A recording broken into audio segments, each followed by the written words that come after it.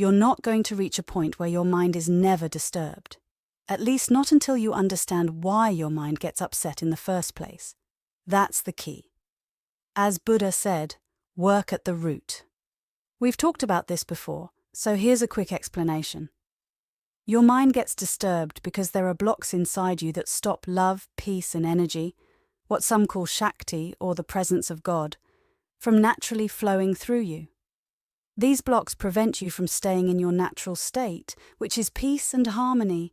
So when something happens, whether it's an outside event or something inside, like a thought or a feeling, it bumps into those blocks. That's when your mind gets upset. That's the root cause. Blocked energy inside you causes your mind to get disturbed.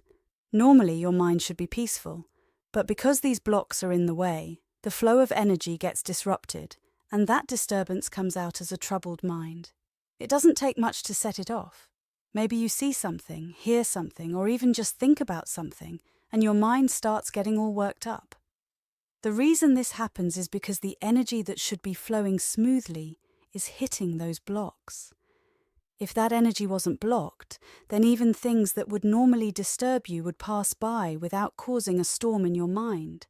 You'd experience them, but they wouldn't create chaos. The chaos happens because something inside gets disturbed, and that blocked energy is released.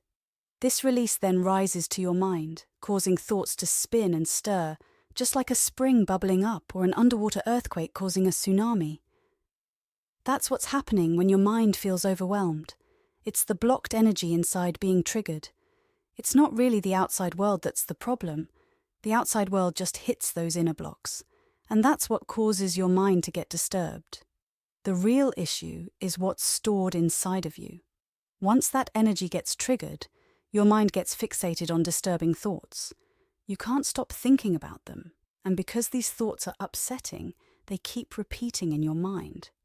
You might wonder, if my mind is disturbed, why can't I just distract myself with something else like painting or running? Why do I keep focusing on these troubling thoughts? The reason is that you don't know how to stop. This disturbing energy pulls your attention into it, and even when you try not to think about it, you find yourself coming back to it. It's not your fault, and you're not doing anything wrong. It's just that something deep inside your heart got disturbed, and that's affecting your mind.